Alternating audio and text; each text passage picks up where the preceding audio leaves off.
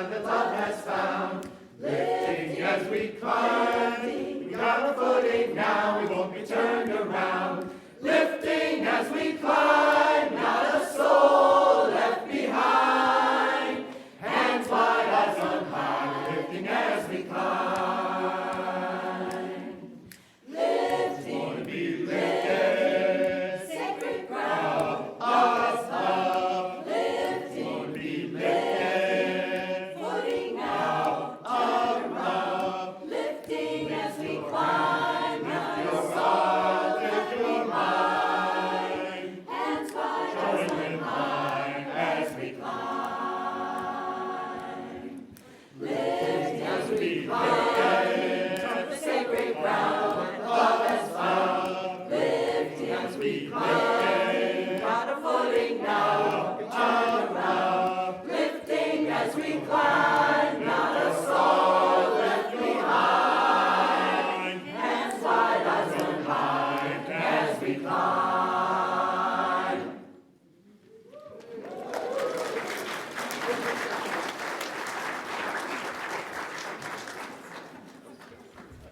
Good morning, everyone. Welcome to Unitarian Universalist Church West here in this beautiful, crisp morning in November. I almost said December, it's November. My name is Sean Calloway, and my pronouns are she and her. I have the privilege of serving on your Board of Trustees. It's good to be together this morning, and I want to make sure I welcome those who are joining us online. Wherever we are physically, our hearts and spirits are one.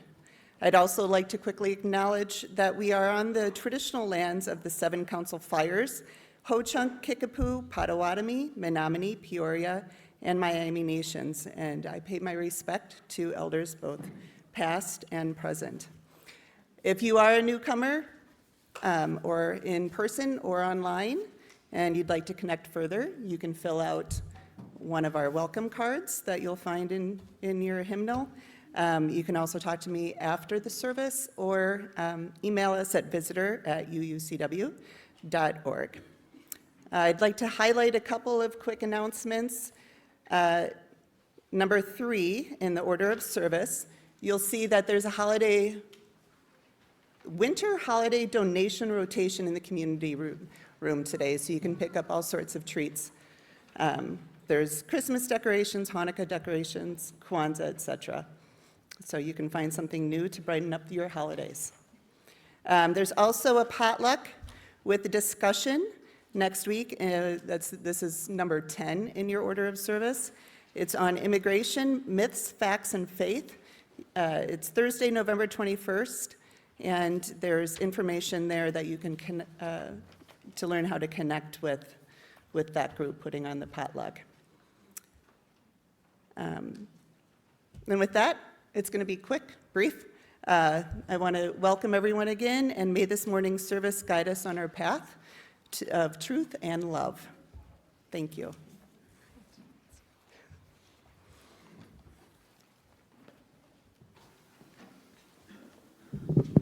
Good morning, everybody. I am Reverend Jill Braithwaite. I use she, her pronouns, and I have the honor of serving this congregation as your minister. It's time now for a very special announcement. I'd like to invite Kelly Bognar to join us, to join Sean and I up here. A few weeks ago, October 17th, marked 20 years of employment at UU Church West for Kelly.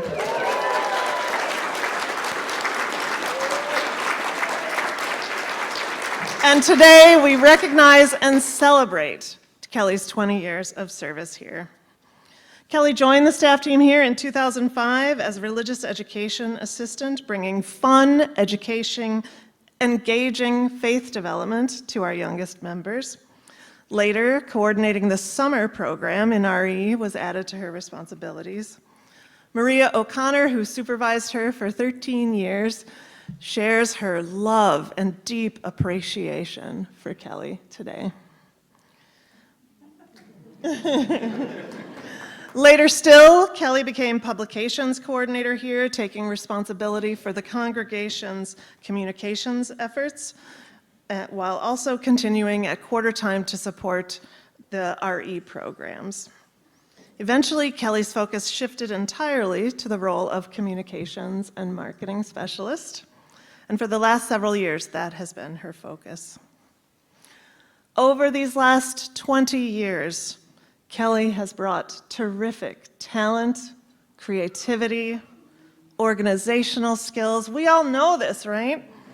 And hard work to supporting the ministries of this congregation, to making them real, to supporting congregants and making the ministries that you do come to life and be real in the world, in this community. Her great aesthetic eye brings sparkle and joy to so many things, including holiday decorations. I mean, chartreuse last year. Come on, people! And our communication and marketing materials, both print and digital, and to the fundraisers here. Kelly also now supports our affinity groups as staff contact. And as we know, Kelly is always willing to lend a hand to projects, to special projects that are going on here at the church. She serves as a valuable resource of creativity and support for all manner of things, including having an encyclopedic knowledge of stuff that's stashed in all corners of this building. In her current role handling communications and marketing, Kelly ensures that this communication has what is essential to congregational life: connection with one another. As I said to Kelly the first time I met her, I look at a lot of churchy communications in my life, and UUCW communications are top class. Bright, engaging, well-designed, and managed. That's right, that's right. That's no small thing, my friends. Kelly developed our current branding, which is vibrant and clear, and that included designing our lovely chalice logo and redesigning the e-newsletter that we all enjoy and rely on. Kelly, we thank you for your significant contributions to the life of this congregation, and I congratulate you on 20 years of service. I share these flowers. These flowers. Thank you. Comic relief for I share with you these flowers as a sign of our appreciation. And I note that somehow there was a magic memo about wearing red today, which will continue after the service in the community room. I now hand it off to Sean to present another gift. So I get the honor and privilege of representing the board, but I'm sure I'm speaking for everyone in this congregation. Here's a little token of our appreciation, which I'll hold on to it for you right now. As we know, in any organization, the support staff is really the backbone. Without them, we will not be able to live out our values. We wouldn't be able to bring our dreams and goals to fruition.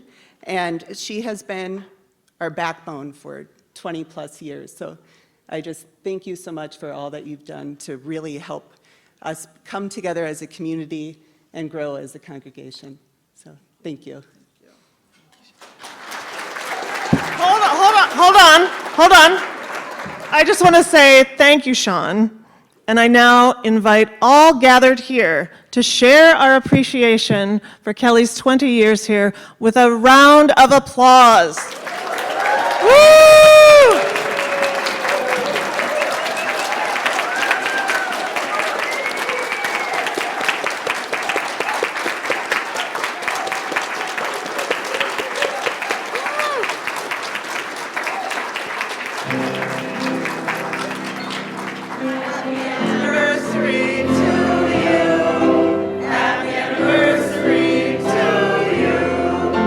Happy anniversary, dear Kelly.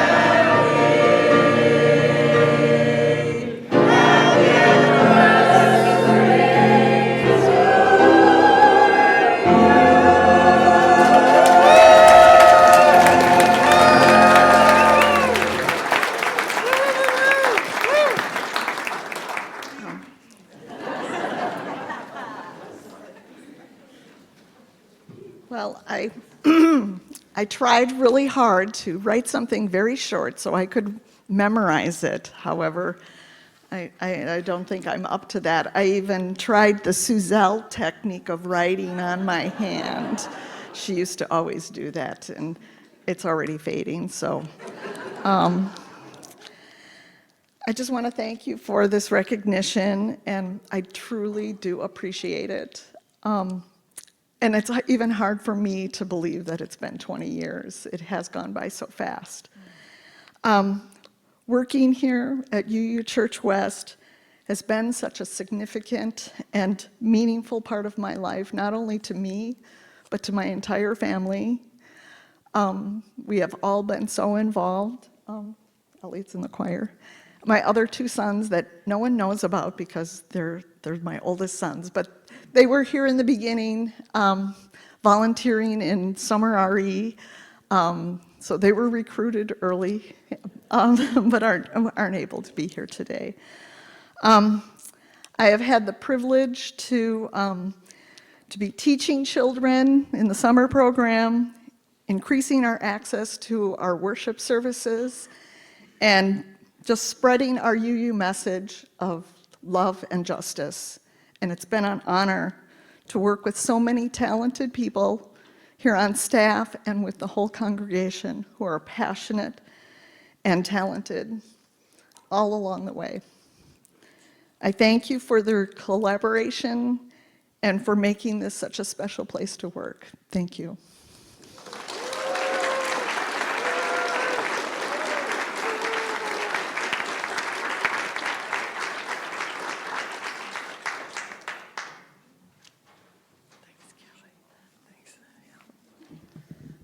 Thank you, everyone, and thank you, Kelly, for your words. And please join Kelly and others in the community room after the service to enjoy cake and further celebration.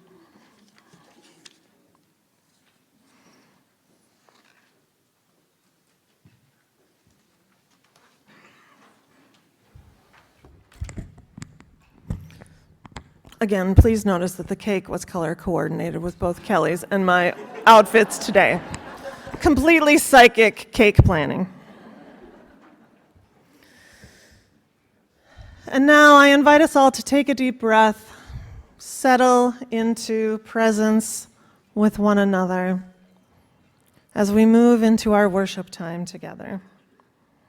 And I share these opening words from poet Denise Levertov. Days pass when I forget the mystery. Problems insoluble and problems offering their own ignored solutions jostle for my attention. They crowd its antechamber along with a host of diversions. My courtiers they are, wearing their colored clothes, caps, and bells. And then, once more, the quiet mystery is present to me. The throng's clamor recedes. The mystery that there is anything at all, let alone cosmos, joy, memory, everything, rather than void. And that, O Lord, Creator, hallowed one, you still, hour by hour, sustain it. Come, let us worship. And now I invite Sean to light our chalice as we speak together our chalice lighting words, which are printed on your order of service. May we be reminded here of our highest aspirations and inspired to bring our gifts of love and service to the altar of humanity. May we know once again that we are not isolated beings, but connected in mystery and miracle to the universe, to this community, and to each other. Now, please rise in body and or spirit, and we'll sing together hymn number 343, A Fire, Mist, and a Planet. And I understood we may need to share hymnals today. So find a neighbor and share a hymnal with them.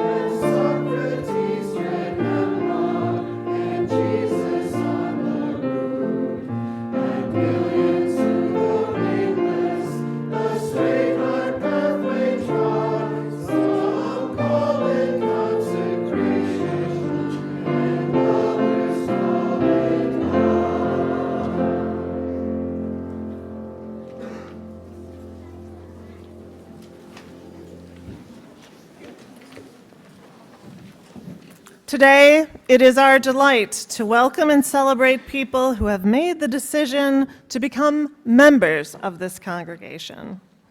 Ann Deal, chair of our membership team, and I will lead us all in this new member welcome ceremony.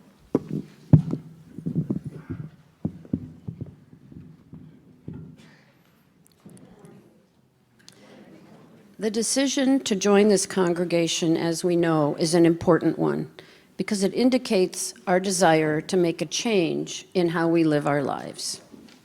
It means we are becoming members of a community that dreams together, works together, laughs together, and grows together.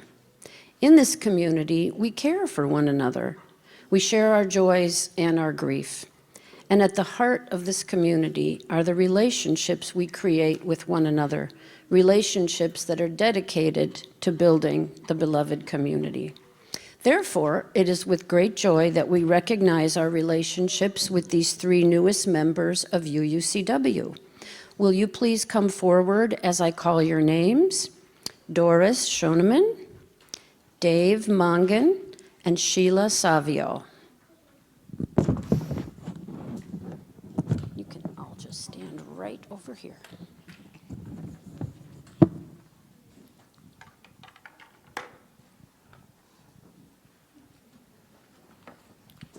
When you join this congregation, you become part of a liberal religious community that believes in welcoming differences with love, a community that strives to align our lives with the values of religious freedom and justice.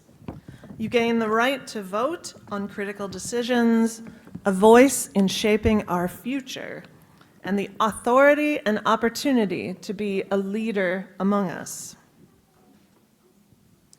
We encourage all of our members to participate regularly in congregational life, to grow their spirits and deepen their understanding of our Unitarian Universalist tradition, to support UUCW with their gifts and their skills and their financial resources, and to allow the church to support them as they move through life's journey. Just as we hope this community will enrich your lives, we know that the gifts that you bring, new members, will enrich us all. We are so glad that you are with us. Now we invite each of our new members to sign our membership book, one at a time, as a symbol of their commitment to this congregation.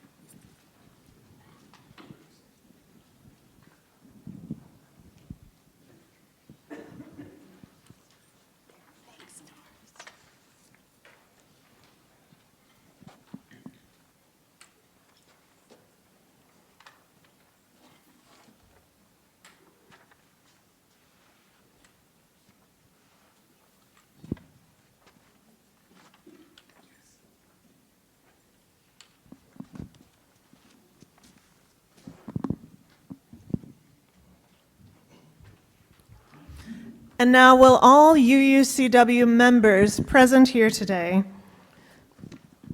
please stand, please rise in body and/or spirit, and join in sharing words of covenant with these new members. First, I invite our newest members to speak the words printed in your order of service. This faith with hope and possibility in our hearts, pledging to participate in and support the ministries of this church. We covenant to remain true to the spirit of love that flows through this church and guides us. Congregation, will you respond with the words printed in your order of service? We welcome you.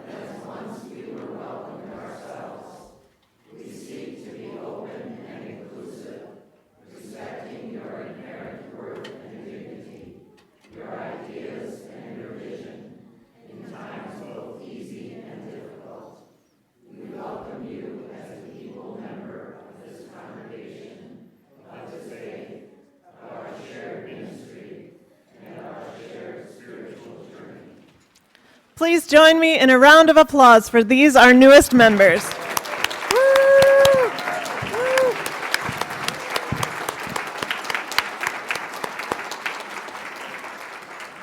And now please be seated as we sing our children off to religious education classes with our recessional song.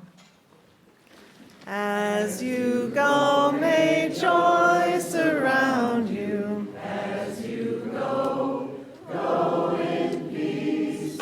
Know our love is with you always. As you go, as you go, as you go, may joy surround you. As you go, go in peace. Know our love is with you always. As you go, as you go. We enter now a time for sharing of joys and concerns, joys and sorrows that touch our individual lives. In a moment, you'll be invited to come to the mic to share aloud, or raise your hand and an usher will bring a mic to you. I will light a candle for you, and after each sharing, I invite you all to respond with me, "We hold you in love." If you have something you'd rather not share aloud, you can use the QR code in the order of service. What you share here will not be in the posted video of this service or shared in our e-news. To folks attending online, we hold you in love here in this community as well. Now please come forward. Let's take a minute to breathe together and hold all that's been shared in our hearts.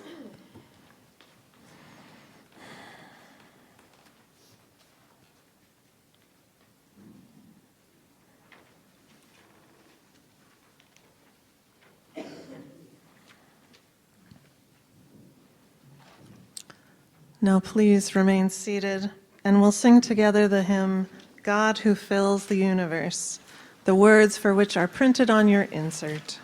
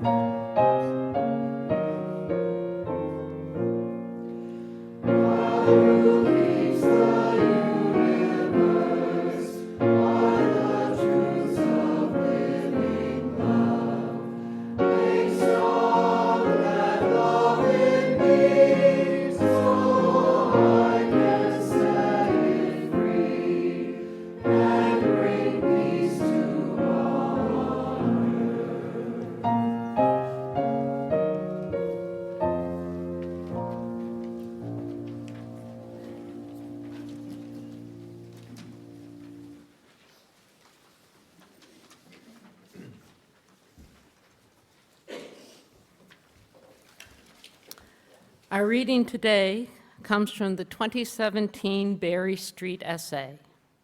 The essay's title is, "What Does It Mean for Religious Leaders to Speak Truth to Power?" What would it look like to authentically move that which has been marginalized closer to the center? What does centering that which is marginalized look like? The essay has multiple co-authors. The excerpt I'll share is from the part written by Reverend Ashley Horan, who is currently the UUA's Vice President for Programs and Ministries.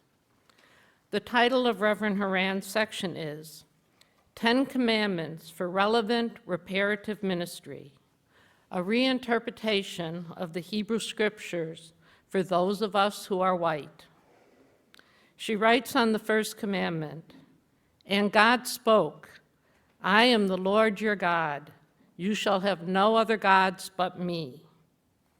Or, the freedom and flourishing of all people is our ultimate concern and our highest loyalty. Our faith's central premise is that we must shape the world so that every person can fulfill the promise of our inborn capacity for wholeness and love. But such a world is, in the words of Langston Hughes, the land that never has been yet, and yet must be. As we grapple with the white supremacy in our tradition's DNA and the magnitude of injustice in our society, we know it is a leap of faith to commit our life's work to building another world with no proof of its possibility. And yet, it is the only thing worthy of our deepest allegiance.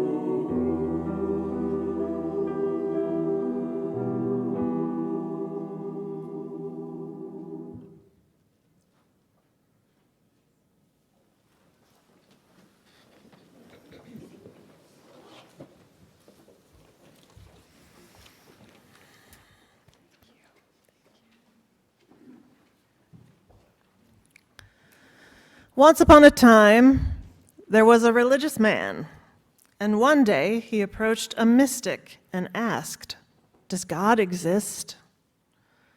The mystic replied, "Allow me to go within for an answer." After meditating for quite some time, expanding her heart consciousness to embrace the totality of existence, the mystic answered, "I do not know what you mean by the word God, but I do know that this world is more mysterious and more wonderful than I could ever imagine. I know that you and I are part of something so much larger than our individual lives. Perhaps this something larger is what you seek." Then the religious man approached a scientist. "Does God exist?" he asked. And the scientist replied, "Let me think." And so she thought. She thought about the vastness of the universe, something like 936 billion trillion miles in diameter. And she thought about the immeasurable smallness, almost immeasurable smallness of a quark. She thought of how the energy of the Big Bang fuels a blade of grass and the beating of her own heart.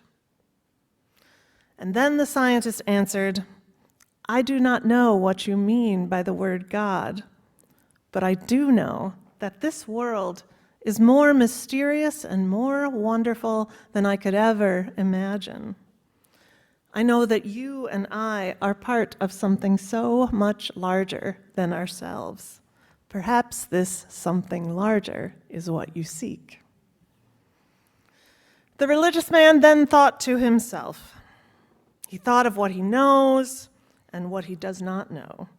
He thought about how he knows what he knows and how he knows what he doesn't know. He thought about his experience of the world and how it is but one tiny infinitesimal fraction of all experience. He thought about his dependence on forces larger than himself, and he thought about the interdependence of all existence. He experienced wonder and pondered mystery. And then he knew. He knew in his soul the truth of what the mystic and the scientist had said, that he was part of something so much larger than his own life. And then, and only then, did he think about what to call it.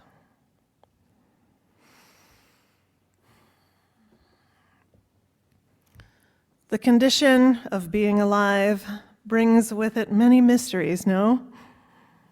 Where does existence come from? What happens after we die? While we live, is there a purpose to our lives? To what or whom do we belong ultimately? Religions, of course, are born out of questions like these.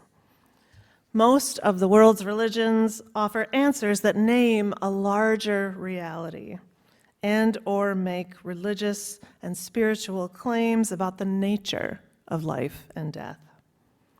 Many of them use a word like God to speak about the something larger. Our story might lead one to conclude that it doesn't matter what name we give to the something larger. I do like to think that our story continues on with the man heading to church to talk about it with folks there over coffee. Nice, lively discussion. But I do believe that it matters greatly how we name the something larger, the language we give to it. How we name it can give it weight and influence in our lives or not. It can help ground and comfort us. It can give us powerful language for our public justice work or not. As you may know, we come to this pluralistic, spiritually diverse faith of ours with many personal answers to the something larger question, right? Some say they belong to nature, humanity, the universe, or their community. Many artists I know say they belong ultimately to art, that that's the something larger. But what can we say? What do we have to say about our collective Unitarian Universalist ways of speaking about that something larger? My hope this morning is to invite a conversation about what we hold as ultimate, as our ultimate concern, as Reverend Horan says, or what we hold as sacred, our collective something larger, how we name it, and how that choice affects our justice seeking. Longtime UUs here may recall that there was a robust national discussion among UUs about using what was called language of reverence. And this discussion took place primarily in the early 2000s. Who are the old timers who remember this? Anybody? Oh, a few. Reuben remembers. This conversation was largely sparked by Reverend William G. Sinkford, who was then president of our National Association. Sinkford urged UUs to reclaim words like faith, sacred, grace, and salvation, language that speaks to ultimate meaning and spiritual depth. To be very clear, he was not advocating for a return to traditional theism, nor was he advocating for the use of the God word. He was encouraging UUs to reclaim religious and spiritual language to describe our collective faith, work, and life, and the depths of our spiritual experience. With our deep roots in humanism and intellectualism, many folks objected to this move and still do. I'm sure there's folks in this room that still object to that kind of language, and that is fair and completely welcome in these spaces. But it did have broad influence in the overall movement and in individual congregations. And it has indeed encouraged the refreshing of our shared religious language that we've seen over the last 20 years. I want to quickly share here two things that are true for me about the God word, the G word. First, I do embrace it in my personal spiritual practice. I am, of course, acutely aware of how it has been used to justify all manner of harm, right? And yet, again, personally in my own practice, I do not like ceding the word to the misusers of it. This is my personal choice. I came to my relationship with that word via 12-step work in Al-Anon.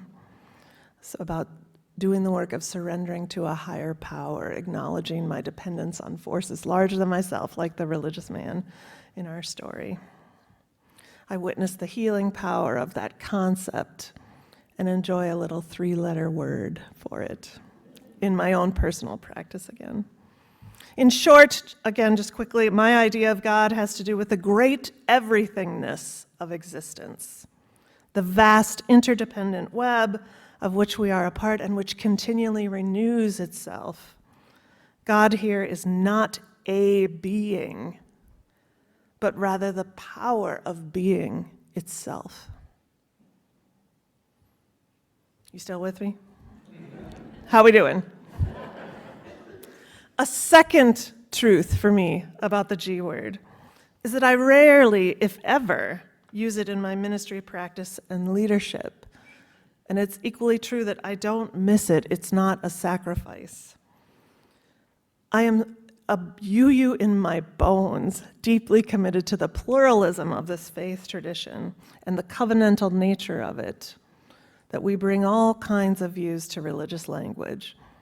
And I adore the specific language that Unitarian Universalism has developed for speaking about our faith over these last 20 years. That is completely authentic to me as a minister, here and in the world.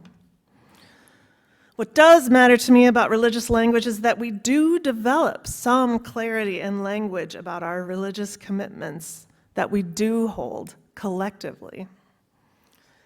In our current times, claiming our religious truths, the things that we collectively pledge ourselves to, that's more important than ever now. our truths, the religious truths that we hold dear. And to be clear, what I mean by truths is not dogma or intellectual beliefs that we assent to and that do not matter in the rest of our lives. Rather, the religious truth claims I'm talking about are collective religious commitments about the nature of reality, about the something larger that we are loyal to.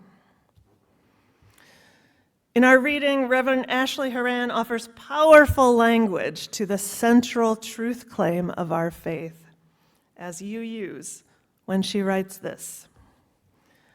Our faith's central premise is that we must shape the world so that every person can fulfill the promise of our inborn capacity for wholeness and love.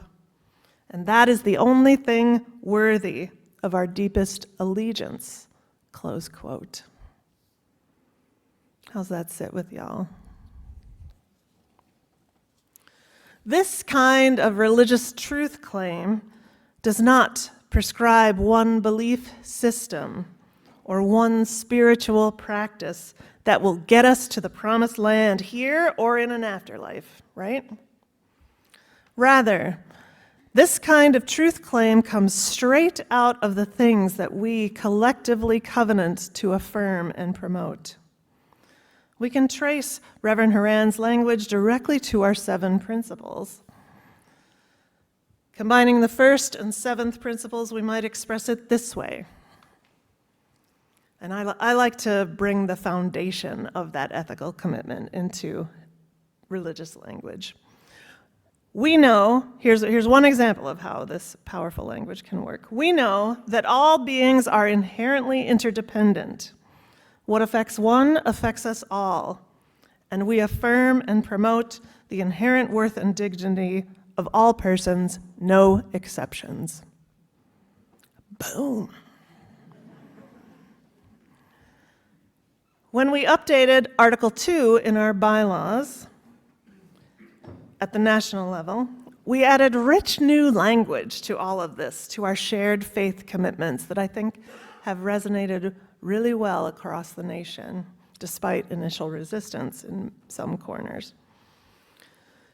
One other example of a short religious truth claim that comes out of that refreshed language might go like this. We center love as our guide for living our values, and we seek freedom and flourishing for all people, no exceptions. It's a pretty powerful moral, ethical, and ultimately spiritual stand. All people are sacred. That's what's sacred in this great tradition of ours.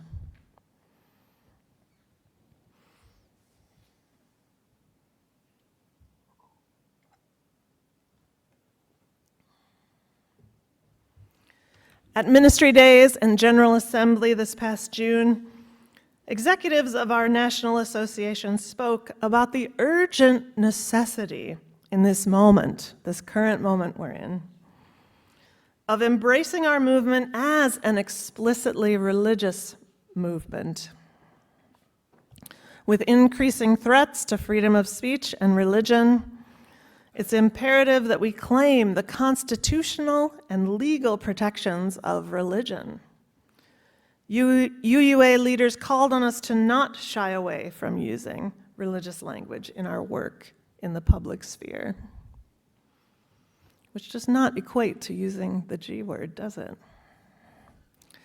Whenever I'm asked to speak briefly about a policy or justice issue, I have a go-to way, words that are right there in my mouth for speaking about how my faith and my policy positions come together. It aligns with what we've been talking about, and it goes something like this. My faith teaches me that all human beings, no exceptions, are sacred. All human beings are worthy of freedom and flourishing, and thus every human being has a right to housing, food access, affordable health care, you name it. All the things that bring freedom and flourishing in a life. Love, and I continue if there's more time, love is my guide for building a world where that is realized for all. And that's why XYZ must pass the legislature this season.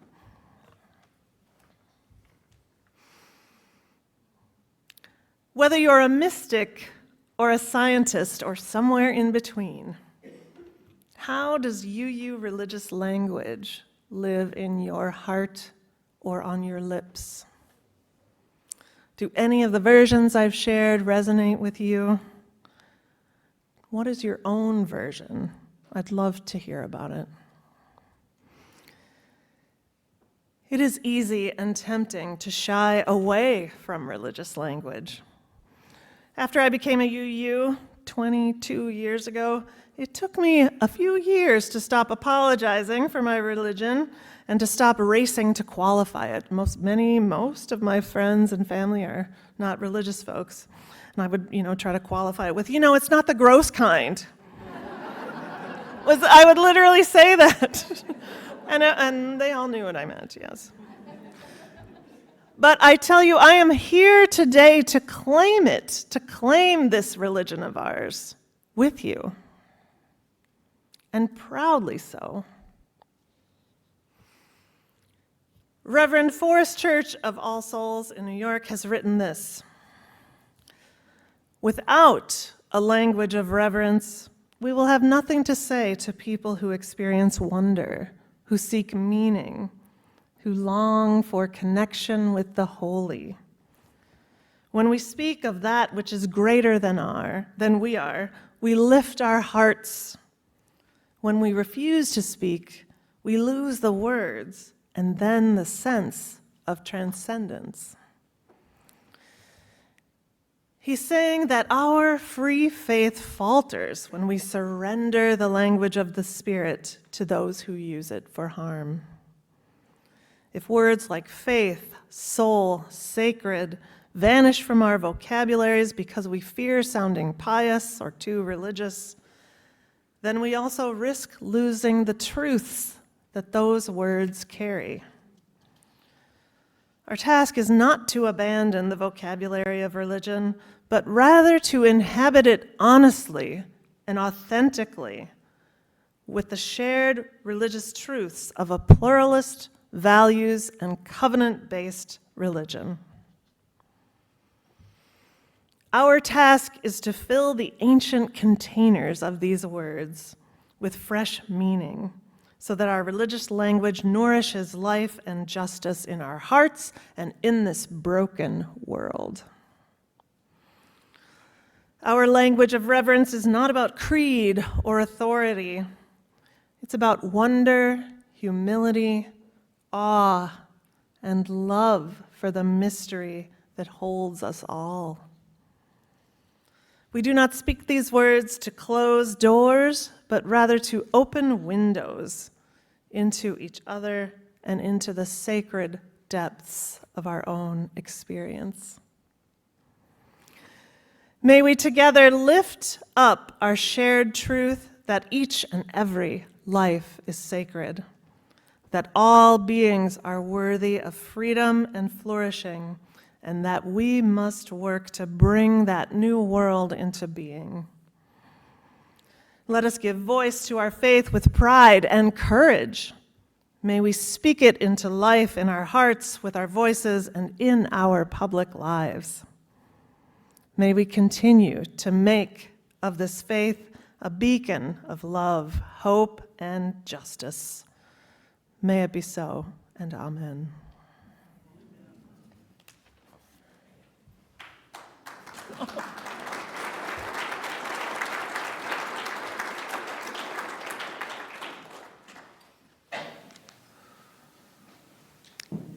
UUCW, is this on? Hello? Yeah, okay. UU Church West Split the Plate program is one of outreach and generosity. Each month, we give half of all undesignated offerings to a nonprofit organization to help us live our Unitarian Universalist values, pursue the goal of social justice, and serve our community. Our partner for November is Tribal Elder Food Boxes. Good food is good medicine in our Native American communities, and this program is a beautiful example of that. A partnership has developed among the 11 Wisconsin tribes and the providers of the traditional foods, wild rice, fish, corn, beans, and squash, and even more. The goal of the Tribal Elder Food Box Program is to increase access to nutritious, culturally meaningful foods for tribal members over 55 years old. Partners purchase foods from indigenous and non-indigenous local producers to pack and deliver elder food boxes.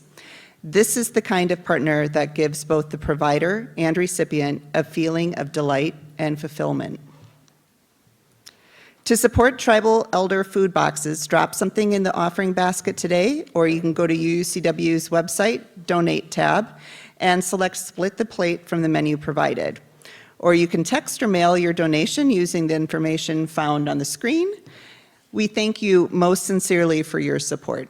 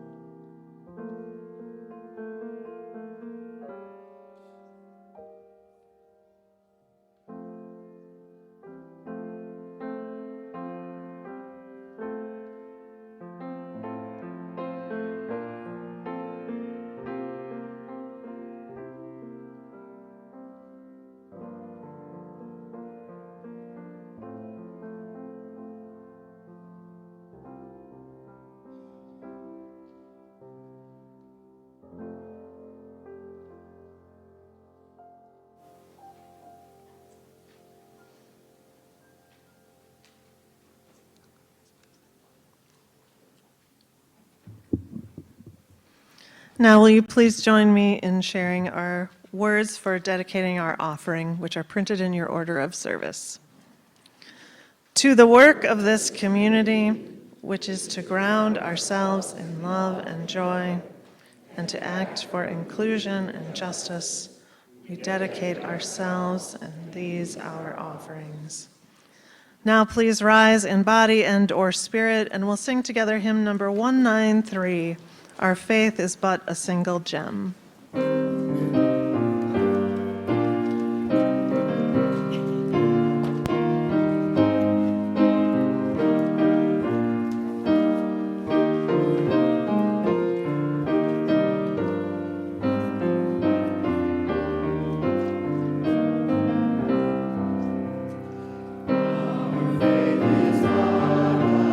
Single gem upon a rosary.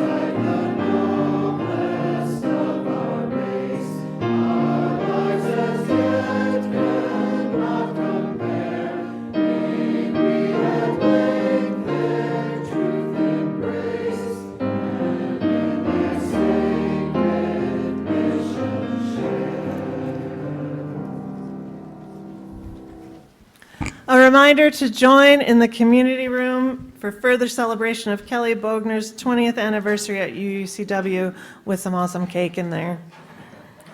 And I leave you today with these words. May our lives be blessed with language that enables a blossoming of this faith of ours. May our voices rise together in love and courage. And may we know ourselves to be held by a great love that will not let us go. Blessed be and amen.